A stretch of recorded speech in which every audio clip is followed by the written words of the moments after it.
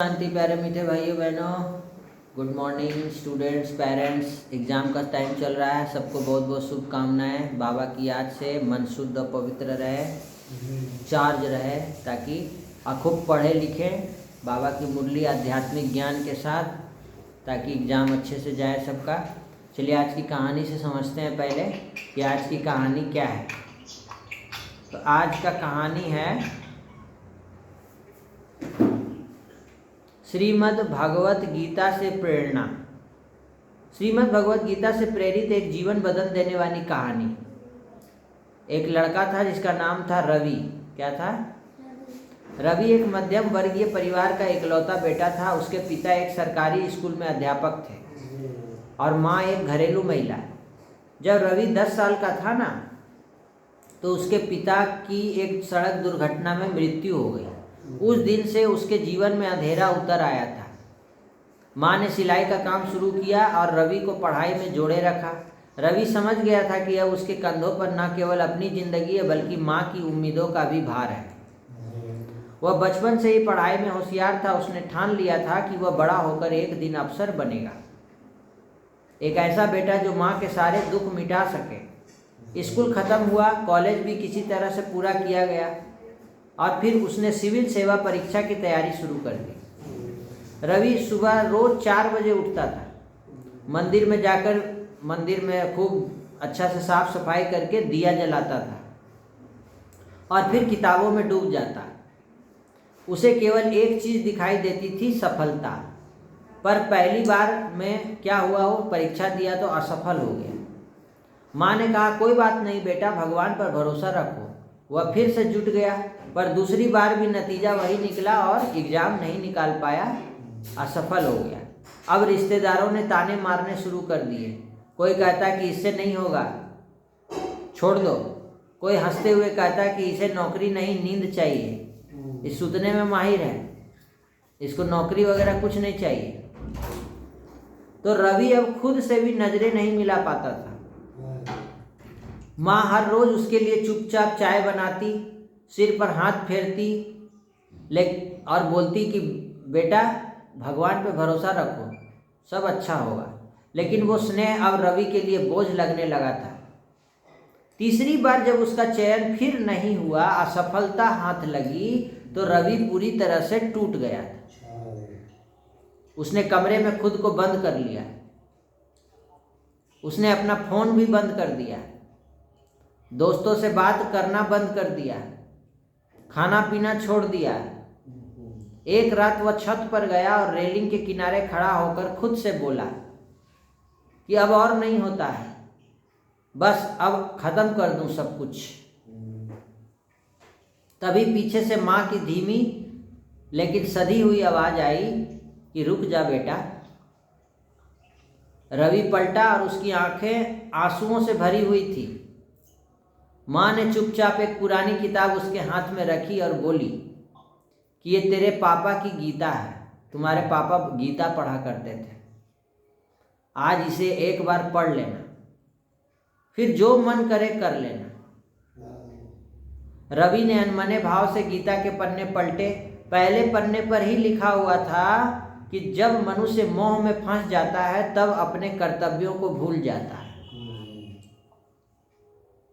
फिर उसकी नज़र इस पंक्ति पर गई कि हे अर्जुन, तू अपने कर्म को कर, फल की चिंता मत कर। रवि इस लाइन को पढ़कर ठिठक गया। पहली बार उसे लगा कि जैसे ये शब्द किसी किताब के नहीं, उसके अपने जीवन के लिए लिखे गए हों। उसने पन्ने और पलटे, हर पंक्ति जैसे उसके घावों पर मरहम बनकर उतर रही थी। क्या लिखा हुआ अगली पंक्ति पढ़ता है, आत्मा न जन्म लेती है न मरती है, जो कुछ तू खो चुका है शायद वो कभी तेरा था ही नहीं, और जो कुछ तेरा है वो कभी तुझसे छीनेगा नहीं। रवि पूरी गीता पढ़ता रहा। उस रात पहली बार उसने अपने भीतर एक शांति महसूस की। उसे समझ आ गया कि अब तक केवल सफलता के पीछे भाग रहा था, लेकिन जीवन तो कर्तव्य निभाने का नाम है। परिणाम तो कौन देता है? परिणाम कौन देता है? परिणाम तो गीता कर्तव्य निभाने का परिणाम तो बस ईश्वर की इच्छा से है। अगली सुबह रवि उठा, उसने माँ के चरण छुए और मुस्कुरा कर बोला कि अब मैं फिर से लड़ूंगा, लेकिन इस बार हारने से नहीं डरूंगा, क्योंकि अब मुझे खुद पर नहीं भगवान के न्याय पर भरोसा है। वह फिर से पढ़ने बैठ गया, लेकिन इस बार उसकी आंखों में केवल लक्ष्य नहीं धैर्य था, मन में केवल जिद नहीं समर्पण था, और दिल में केवल डर नहीं गीता का ज्ञान था। 6 महीने बाद रिजल्ट आया और इस बार वह सफल हो गया था। उसका सरकारी नौकरी लग गया। माँ की आंखों में आंसू बह रहे थे, लेकिन वो आंसू दुख के नहीं, ईश्वर के प्रति आभार के थे। रवि ने गीता को माथे से लगाया और खुद से कहा, अगर माँ ने उस रात मुझे गीता न दी हुई होती तो क्या होता? तो शायद मैं आज इस धरती पर नहीं होता। लेकिन गीता ने न केवल मेरी जान बचाई, बल्कि मेरी सोच ही बदल दी। अब मैं हर काम करता हूँ, लेकिन फल की चिंता ईश्वर पर छोड़ देता हूँ। तो इस कहानी से क्या सीख मिला? कर्म करो, अपना कर्म, हारना नहीं, अपना कर्म करो, फल की चिंता मत करो। बहुत सारे स्टूडेंट लोग क्या बोलते हैं कि मेरा 90% मार्क्स आना चाहिए, 100 क्यों नहीं आया, और वो कुछ उल्टा कदम उठा लेते हैं। उन सबसे रिक्वेस्ट है कि आप सब गीता जरूर पढ़ें। ये कहानी एक ऐसे युवक की है जो बार बार असफलताओं से टूट चुका था। जीवन में निराशा और आत्महत्या जैसे ख्याल उसे घेर चुके थे, लेकिन श्रीमद् भगवद गीता के ज्ञान ने न केवल उसे बचाया, बल्कि उसकी सोच, आत्मा और कर्म का मार्ग भी बदल दिया। यह कहानी हमें यही सिखाती है कि जब हम जीवन की लड़ाई में हारने लगते हैं, तब गीता हमें फिर से खड़ा कर देती है। गीता केवल एक पुस्तक नहीं है, ये आत्मा का भोजन है, जो मरते हुए मन को फिर से जीवन दे देती है ना। तो ये गीता ज्ञान ही हम लोग रोज सुनते हैं। 4 पेज का मुरली, सच्चा गीता ज्ञान जो बाबा हम बच्चों को रोज सुनाते हैं। इससे हमारे जीवन में क्या होता है? अमृत से भर जाता है, आत्मा को भोजन की प्राप्ति हो जाती है, मिलती है ना। तो आज वही गीता ज्ञान में बाबा ने हम बच्चों को कहा है धारणा में कि हम गॉडली स्टूडेंट हैं। हमको कौन पढ़ाता है? बाबा पढ़ाता है। यह सदैव स्मृति में रखना है, कोई भी छीछी आदत नहीं डालनी है, उन्हें मिटाना है। कोई भी छीछी आदत है, सिगरेट पीना, खैनी खाना, गुटखा खाना, कोई विकार है, काम क्रोध लोभ मोह अहंकार, ईगो है ना, बहुत दिनों से बात को पकड़ के रखे हुए हैं, ये सब को क्या कर दो? नटराज का रबड़ लेके, इरेजर लेके मिटा दो। विकार का जरा भी ख्याल भी नहीं आना चाहिए मन में। जीते जी शरीर का भान भूलकर बाप को याद करना है। भिन्न भिन्न पॉइंट्स विचार सागर मंथन कर पतितों को पावन बनाने का धंधा करना है। और डिजिटल डिटॉक्स का सेवा भी शुरू होने वाला है सभी स्कूलों में। एक बहुत बड़ा राष्ट्रीय अभियान जो ब्रह्मा कुमारी का सरकार के साथ टाई अप करके निकला है। डिजिटल डिटॉक्स मतलब एक व्यसन मुक्ति, डिजिटल व्यसन मुक्ति निकला है। ये एक राष्ट्रीय अभियान है। या हर स्कूलों में ये सेवा शुरू हो चुकी है। आप सभी भी अपने अपने स्कूलों में जहाँ जो सुन रहे हैं, प्रिंसिपल्स, टीचर्स, अपने अपने स्कूलों में ब्रह्मा कुमारी ईश्वरीय विश्वविद्यालय से आप कांटेक्ट करके डिजिटल डिटॉक्स 1 घंटे का जो सेशन है वो अपने अपने स्कूलों में कंडक्ट कराइए। एक राष्ट्रीय अभियान चल रहा है, क्योंकि देखिए डिजिटल मोबाइल का जो एडिक्शन है वो कैसे लोगों की ज़िंदगी को बर्बाद कर रहा है, वो आपको साफ साफ अब दिखने को मिल रहा है। तो भिन्न भिन्न पॉइंट्स विचार सागर मंथन करके पतितों को पावन बनाने का धंधा करना है।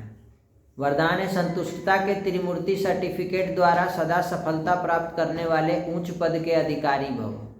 संतुष्टता के त्रिमूर्ति सर्टिफिकेट द्वारा सदा सफलता प्राप्त करने वाले उच्च पद के अधिकारी भव। सदा सफल होने के लिए बाप और परिवार से ठीक कनेक्शन चाहिए। सेंटर भी जाइए, अगर सदा सफल होना चाहते हैं तो परिवार से ठीक से कनेक्शन रहना चाहिए। सेंटर से कभी कटना नहीं है। सेंटर जाना है मतलब जाना ही है। जैसे एक भक्त बिना मंदिर गए नहीं रहता है। हर एक को 3 सर्टिफिकेट लेना है, बाप, आप और परिवार। बाप से संतुष्ट, अपने आप से संतुष्ट, परिवार से संतुष्ट। परिवार को संतुष्ट करने के लिए छोटी सी बात याद रखना, क्या कि रिगार्ड देने का रिकॉर्ड निरंतर चलता रहे। सबको रिगार्ड देना है। क्या देना है? सबको रिगार्ड देना। इसमें निष्काम बनो और बिना स्वार्थ के सबको रिगार्ड देना है। ये नहीं कि हम तुमको रिगार्ड दिए तो तुम भी हमको दो, नहीं। बाप को संतुष्ट करने के लिए क्या करो? सच्चे बनो, बाबा से सच्चे बनो, श्रीमत पर चलो। और स्वयं से संतुष्ट रहने के लिए क्या करो? सदा श्रीमत की लकीर के अंदर रहो, लक्ष्मण रेखा पार मत करो। तो अपने आप से संतुष्ट रहिएगा। आप श्रीमत का उल्लंघन करके देख लीजिए, आपको संतुष्टि गायब हो जाएगा। तो ये 3 सर्टिफिकेट उच्च पद का अधिकारी बना दें। स्लोगन है, जो चित्र को न देख चैतन्य और चरित्र को देखते हैं वही श्रेष्ठ चरित्रवान हैं। देह को मत देखो, आत्मा को देखो, और आत्मा में कमजोरियों को मत देखो। किसको देखो? विशेषताओं को देखो। वही चरित्रवान व्यक्ति है, श्रेष्ठ। अव्यक्ति सारे जैसे सर्व आत्माओं को ज्ञान की रोशनी देने के लिए सदैव शुभ भावना व कल्याण की भावना रखते हो ना, ऐसे अपने इस दैवी संगठन को भी एकरस स्थिति में स्थित कर संगठन की शक्ति को बढ़ाने का प्रयत्न करो। तब आपके इस दैवी संगठन की मूर्त में एकता और एकरस स्थिति का प्रत्यक्ष रूप में साक्षात्कार हो। समझा? होमवर्क है, मैं सदा सफलता प्राप्त करने वाली उच्च पद की अधिकारी आत्मा हूँ। मैं सदा सफलता प्राप्त करने वाली उच्च पद की अधिकारी आत्मा हूँ। ठीक है? और आज का वो ले लो, संतुष्टता, असंतुष्टता। 2 शब्द ले लो, संतुष्टता, असंतुष्टता। बाप और आप और परिवार तीनों से संतुष्टता का सर्टिफिकेट बाबा दे दिए। ये है आज की मुरली का सार। क्या सीख मिला आज की मुरली से, कहानी से? कमेंट करके, हाँ, कमेंट करके बताइए। आज की मुरली में इतना ही, फिर से मिलते हैं कल। होमवर्क बनाएंगे सभी, बाबा को याद करिए। ओम शांति, ओम शांति, ओम शांति।